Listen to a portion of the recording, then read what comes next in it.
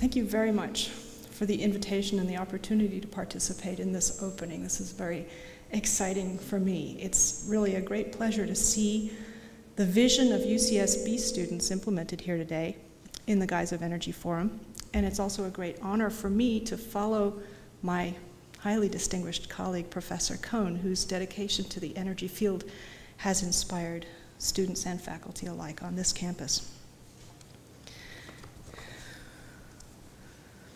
In recent years, we have seen a surge of energy-related activity here at UCSB, including the tremendously popular annual Emerging Energy Technologies Summit. We've heard speakers like energy analyst Matt Simmons, author of Twilight in the Desert, as well as Ted Sargent, the inventor of solar paint and the author of The Dance of Molecules.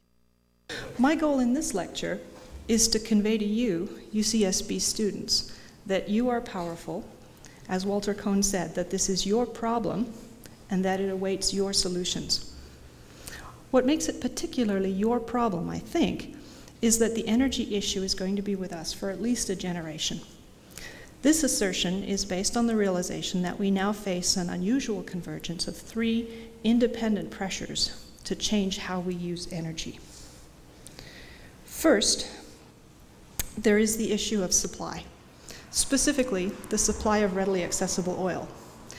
And while there is a degree of uncertainty in our estimates of reserves in other countries, there must be a limit to the number of barrels of crude oil that can be easily pumped out of the ground, because the rate at which oil is formed is many orders of magnitude slower than its current rate of removal. A growing number of voices are warning that global oil production is close to its peak. Their fears are based on Hubbert's model, which is 50 years old, for oil production. And it's interesting, the peak in US oil production actually occurred just as Hubbert predicted between 1965 and 1970, as the first oil fields discovered in this country went into decline. Interestingly, Hubbert also predicted that the peak in global oil production would occur by the year 2000. And somehow we forgot to worry about this in all our concern about the effect of the new millennium on our computer chips. Anyway, oil production by OPEC has been flat now for a few years. The global peak may occur as late as 2030, or it may be imminent. And according to Matthew Simmons, it may have already occurred. It's relevant to note that of the world's 21 largest oil fields, 9 are already in decline. The giant Cantarell field in Mexico entered depletion just in 2006, and its output is now declining rapidly at a rate of 13% a year. Second, even if you want to believe that the peak in oil production is still a considerable way off, there is a serious question of national security, as it becomes increasingly unpalatable to transfer our economic resources to a small number of oil-producing countries whose production has not yet peaked, many of whose regimes are either unstable or openly hostile to the US. Today, about 70% of known reserves are in the Middle East and North Africa, and most of that is controlled by only 5 families. According to Freedom House, only 9% of the world's oil is located in countries that it ranks as free. As oil fields outside the Middle East enter decline, this concentration of oil resources is going to become even more acute. The international competition for this oil has the potential to compromise our relationships with other major consumers of it, such as China. And third, there is now virtually complete consensus in the scientific community that the rising atmospheric burden of CO2 is affecting global climate, causing most areas to warm substantially even as others cool slightly.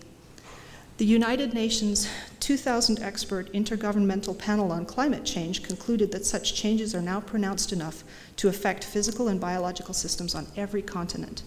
Glaciers are melting and retreating all over the Northern Hemisphere, and we are becoming accustomed to the idea that extreme weather, like this unprecedented South Atlantic hurricane, may be related to climate change. Although most of the annual input of CO2 to the Earth's atmosphere originates in the biosphere, this amount is balanced by an almost equal uptake by the biosphere. The majority of the new CO2 is fossil carbon, and slowing the rate of increase in order to eventually stabilize atmospheric levels is becoming increasingly urgent. According to John Holdren, who I had no idea was a close friend of Walter Kohn's, but I'm delighted to hear it, John Holdren of the Kennedy School of Government, the essence of the energy problem is the question of how to meet society's energy needs without undermining the environmental foundations of well-being. He put it very succinctly. Energy is the core of the environment problem. The environment is the core of the energy problem. And the energy-environment intersection is the core of the sustainable development problem. The influence of environmental factors on the rise and fall of civilizations is a thesis described very eloquently in this book by Jared Diamond. One striking example is the almost complete destruction of the once thriving Polynesian society on Easter Island. These statues were carved from volcanic rock several hundred years ago.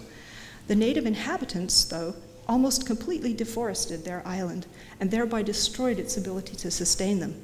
The population declined from about 15,000 inhabitants at the time these statues were made to about 2,000 when European sailors came across the island in the 18th century.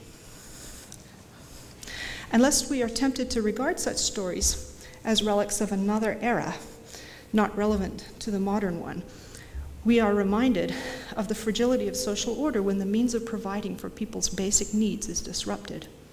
We must remember that civil unrest affects the disadvantaged disproportionately, and that any solution to the problems of energy security must be fair and just. It must work for the rural as well as city dwellers, for the poor as well as the rich. Clearly, the continued prosperity of this country and the comfortable standard of living that we would be loath to forfeit require that we find solutions to our energy problem in the next generation. Stephen Chu, the Nobel laureate, director of the Lawrence Berkeley Laboratory, and one of the authors of this influential recent study, Rising Above the Gathering Storm, argues that we must attract our best young minds and allocate significant resources to this problem in order to maintain America's competitiveness. But I also want to believe that you, our students, will be receptive to the idea that this is not a problem that America can or should solve only for Americans, leaving the rest of the world to fend for itself. Everywhere, the standard of living, implied here through the gross domestic product per capita, is correlated with energy use. The world average consumption is way down here, about 1/5 of the US total. But that number is certain to increase in the near future. We're already seeing huge changes in the developing world as communications technology creates a new, flatter playing field that allows people in all countries to participate in the global economy. The disparities in energy consumption and hence quality of life between developed and developing countries is finally starting to close. For this reason, the McKinsey Global Institute forecasts that developing countries will generate nearly 80% of the growth in world energy demand between now and 2020.